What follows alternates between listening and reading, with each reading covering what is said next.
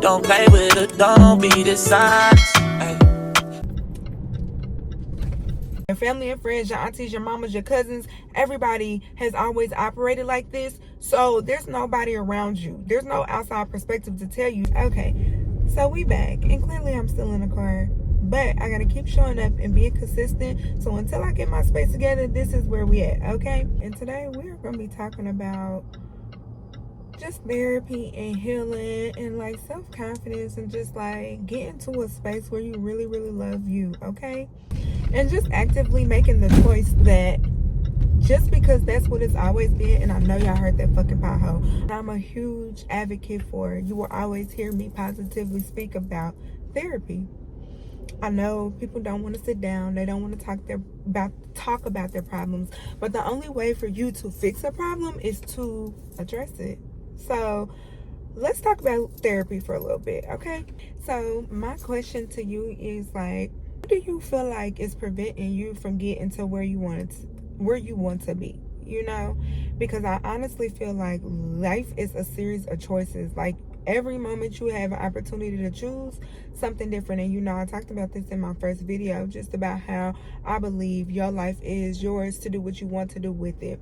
I feel like therapy is becoming less taboo the more that people are going and sharing how they've healed from it. So I definitely am going to, as you watch my channel, I'm going to be sharing things you'll hear me refer to, like things I learned in therapy. Because here's the biggest thing, and I'll tell anybody this. Therapy helped me to see things from a different perspective that I would have not been able to see myself. Period. There was nothing that my mind was going to tell me that was going to change my thought process and the things that I was used to doing, because this was a core belief of mine, and I had to have somebody from the outside looking in, a professional from the outside looking in, to look at my problem, see where I was making the mistake at, and then put actions into changing my mindset. Okay, so I'll give y'all an example. So if you don't know, I am engaged to be married, okay, right? So for a long time, and that's gonna be a whole separate video, like the struggle of going from Miss Independent to being submissive, that's a whole nother thing. But let's just talk about like the family structure.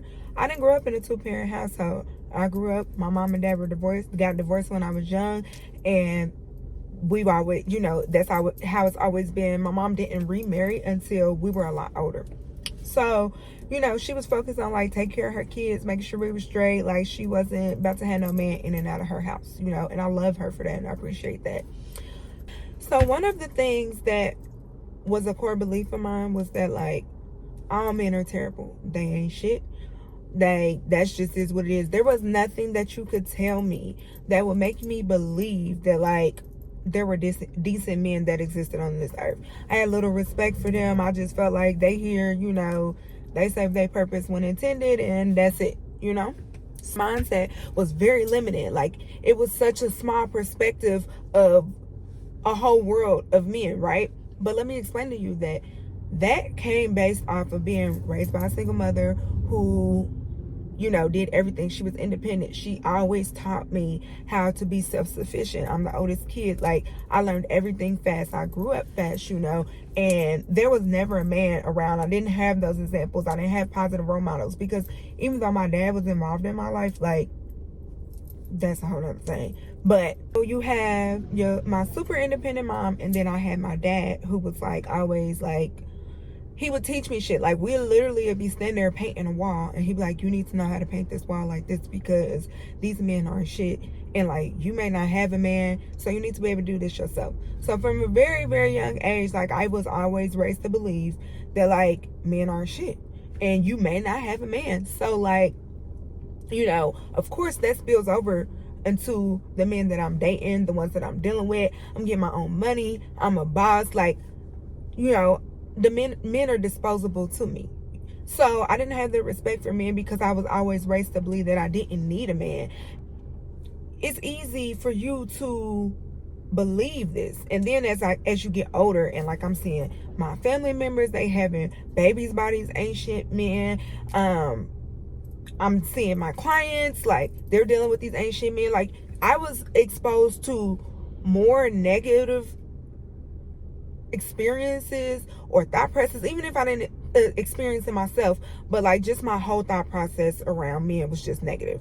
And so the day I realized, I'm like, that my perspective is probably flawed, and you'll probably hear me say all the time, like, perspective is everything, because it is. Like, it really depends on how you're looking at a situation. And I know our perspectives are shaped based off of our experience, but if you've had limited experience, then you probably have limited perspective. You see how that kind of goes hand in hand. I remember I was talking on the phone to my cousin, and I said something about how all men, it was a very generalized statement. And she was like, I don't believe that at all. She was like, I don't think that to be true at all. Like, she was looking at me like I said something that was just like fucking insane. Like, she was like, why would you think that? Why, you know what I'm saying? Like, why do you feel that way? And I realized it's like, okay, so she feels completely opposite. And she's a pretty level-headed, like, she's had experience dating men, like, you know what I'm saying? But her perspective was just so different than mine. And so I started thinking, and I'm just kind of like, okay, maybe my perspective is wrong, you know? And so once I went to therapy, and that was like one of the things that came up, like dating and relationships and your core beliefs and just different things like that.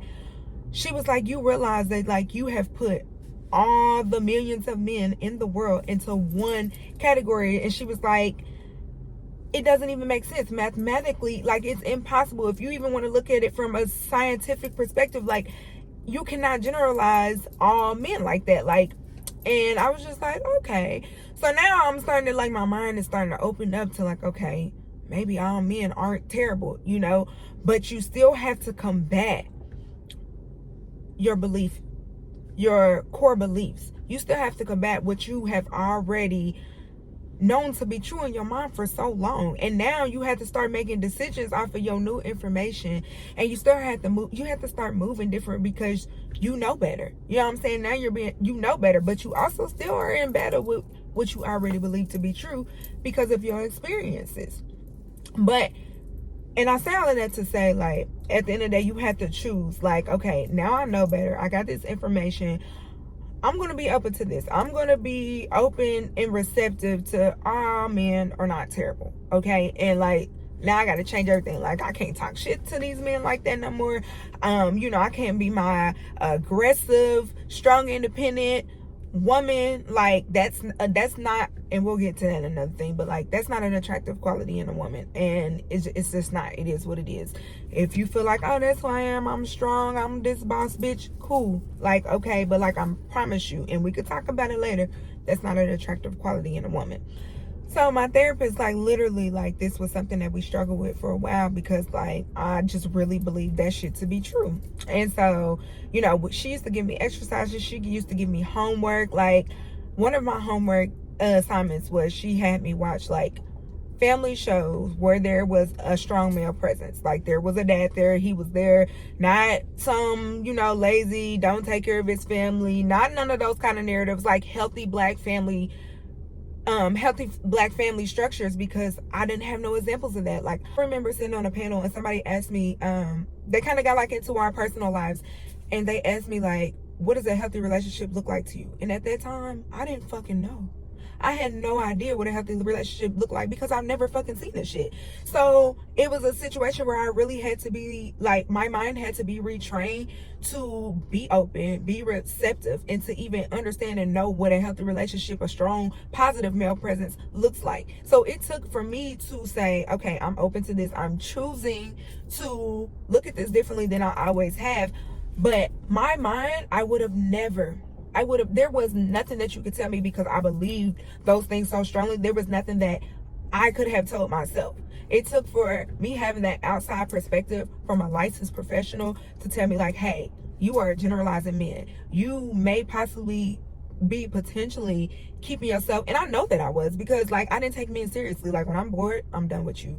When you no longer serve a purpose for me, I'm done with you. I don't need you. So, like, because I've been raised this way, I can do everything for myself. You may not have a man. So anything that a man did for you, like, I had a perspective of anything that a man did for me was, like, it was extra, but it was not something that I expected from them. Not something that I was comfortable, like, depending on, because I just had little faith in men. Like, I don't even know no other way to put it. But that's just one like broad example of how I had to go through therapy to shift my mindset. And because of that, I'm able to be in a relationship now. I'm engaged to be married. Like, obviously it worked out. I had to shift my mindset. I had to be open to different things. Like, I had to change parts of me in order for me to get to this space. Like, people may look and they're like, oh, okay, yeah, she's engaged, everything is great. You don't know what it took for me to get to this point to be able to be somebody's fiance and soon to be wife. Like, it took a lot of things for me, barriers I had to break down with myself, beliefs I had to undo, actions I had to change in order for me to be in a space to be engaged, to be married. And a lot of times I feel like as women, we like to put the blame on everybody else except for ourselves. We don't want to take accountability for what we're doing wrong in these situations. And I see this a lot because y'all know I just got done doing hair. So my clients would talk to me about their problems, and I used to have to be like, you know, you dead ass wrong in this situation, right? But it's hard when nobody is telling you that you're wrong. You're not getting a different perspective. Your family and friends, your aunties, your mamas, your cousins, everybody has always operated like this. So there's nobody around you. There's no outside perspective to tell you, hey, this is incorrect. And that's the beautiful thing about therapy, because it allows you to open your mind, to think differently, to be exposed to something different so you can make a better choice with new information. Okay? So, number one, therapy. Heal yourself. Work through the hard parts. The things that you want to change, take it to therapy.